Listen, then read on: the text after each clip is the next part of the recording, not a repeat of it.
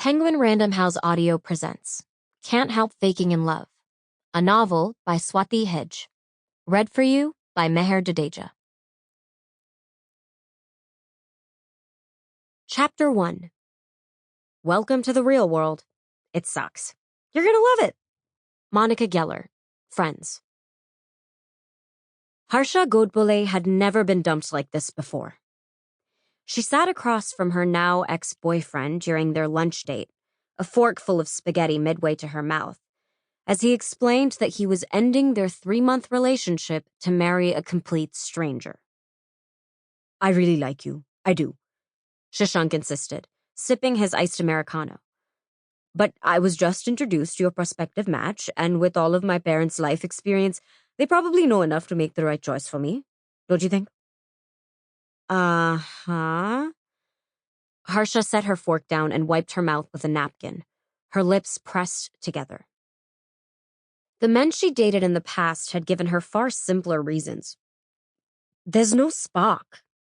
I'm not ready for a serious relationship. Your family is too much to handle." But to be rejected by a 30-year-old man because he was letting his parents choose his bride? What decade was he stuck in? The 1980s? And now that she thought about it, why was he meeting prospective brides while still dating her? Shashank looked at his wristwatch and did a double take. "Shit, I have a meeting in 10. I hope we're good. No hard feelings?" It would have been funny if it weren't for the dread slowly sinking into the pit of her stomach. Harsha forced herself to smile. "Of course. Thanks for lunch." She grabbed her purse and laptop bag and strode out of the Italian restaurant, refusing to turn around and check if he was looking her way. She didn't need any more disappointment. She tugged on a straight coil of her curly black hair as she walked through the traffic-filled streets of Bangalore, while cars honked and auto rickshaw drivers cursed at each other. If only the noise would drown out the fearful thoughts crowding her mind. Maybe moving here had been a mistake. Sure, it was cheaper than living in California, and there was no way she would move back home to Mumbai. But now she was not only friendless in this strange new city, but also single, alone, and, to top it all off, unemployed.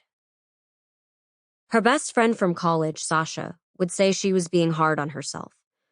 After all, Harsha was getting through life as a struggling freelance photographer, armed with just her camera, a steady hand, and an eye for beauty. Her double degree in sociology and photography from Berkeley had proved useless in getting a job in Bangalore, the city of software engineers, so she was relying on her camera to make her some money until she could figure something out. Research online promised her that Bangalore's urban, cosmopolitan vibes would feel familiar to her Mumbai roots, but with better weather and cheaper rent. Though the cool breeze was a constant, freelance jobs were few and far between. She had landed her last gig at a college graduation only because her aunt knew a professor there. That was 2 weeks ago, and her bank account was depleting by the minute. Her coffee addiction didn't help. Sighing, Harsha pushed open the glass door to Sunstag Cafe, the only place that felt anywhere close to safe right now. She ignored the tinkling of the wind chimes and the "Welcome to Sunstag" greetings of the baristas she saw every day and stormed upstairs to her usual spot by the wall. "Well, you don't look happy. All good?" Veer, her favorite barista, said, quirking an eyebrow as he passed by her table with an empty tray. "Yeah, Harsha's shoulders slumped, but she stopped herself from saying more. He was a barista, not a bartender. He wasn't going to listen to her sob story and offer sage words of advice. Never mind. Besides, the only thing he knew about her was her coffee order, although he teased her every day, acting like he didn't. Veer shrugged, brown eyes bright and that goofy smile on his face like always. Maybe he was in a happy relationship, unlike Harsha. Maybe he didn't just get dumped by a man worthy of being the Indian bachelor. Not everyone can be so lucky, Harsha mused. "The usual?" he asked. "Yeah, thanks." She lowered her eyes and handed him her Sunstag loyalty card. The tears were going to come any minute now, and she didn't want his sympathy. "Blended mocha with whole milk and caramel syrup," he said as he headed downstairs. "Coming right up." She half smiled at his retreating back, not even bothering to correct him. The familiar joke didn't make her laugh like it usually did. Harsha had only failure on her mind. Sighing, she hunched in her seat and idly scratched her knee. At least she always had Sunstag to return to, where her favorite baristas made the best coffee and brought it right to her seat. At least she didn't have to carry her own coffee up one flight of stairs every morning and afternoon. Gotta be grateful for the little blessings in life, right? Her phone chimed and she dug her hand into her bag eagerly. Maybe Shashank had seen the error of his ways and was ready to reconcile. After all, who gave up 3 months of almost love for a parent-recommended bride they barely knew? Shashank had been her perfect match on paper. Her family would have approved of his career, status, and upbringing. Society would have gone gaga over how good he and Harsha looked together. And sure, maybe their relationship wasn't all rainbows and sunshine in the real world, but was any relationship? They had had a good thing together. Potential. Didn't that matter? Harsha unlocked her phone screen, then exhaled. It was a text from the second last person she wanted to hear from, the first being her father. "Ma, are you free? Need to talk to you." She scowled and put her phone face down on the table. What was it this time? More nagging about how Harsha's lack of marital status was bringing shame to the entire Godbole family? Or that capturing people on the best days of their lives wasn't a respectable enough way to make money? Or that she needed to come back home after 3 months of being away and put on a happy front for the sake of their extended family? She didn't need that toxic energy in her life. Which was exactly why, a month before she had graduated from college, Harsha made the decision to separate herself from the Godbole family. And their money. Before moving to America, Harsha wouldn't have had to think twice about doing as her parents said.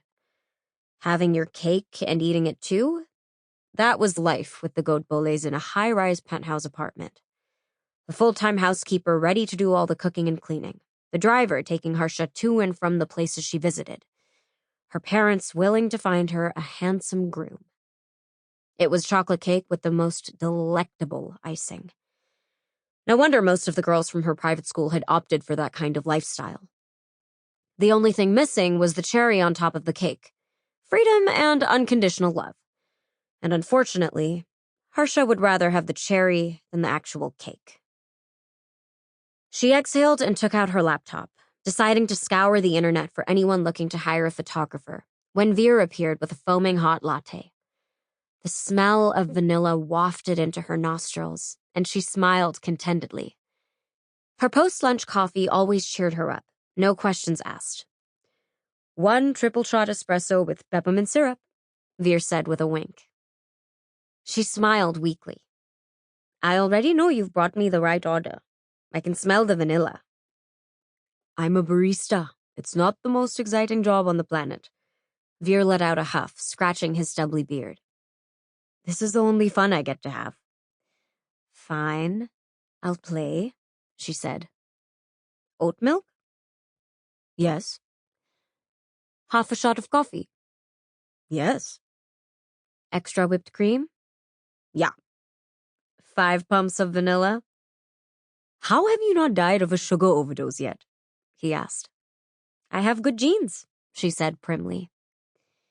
Veer gave her a once-over, then looked away smirking. "Yeah, I can see that. Enjoy." Her lips turned up the slightest amount. "Thanks." "Are you sure you're doing okay?" Veer's forehead creased. "That smile looks a little too small for how great my sense of humor is." Harsha made a big show of rolling her eyes. "Maybe you're just not as funny as you think." "Impossible. See you." Chuckling, he went downstairs, probably back to the counter, and Harsha took a sip of her overly complicated coffee, leaving a red lipstick stain on the cup. The coffee almost felt off-putting today, though. Harsha set it down and tugged on her lower lip with her Sample complete. Ready to continue?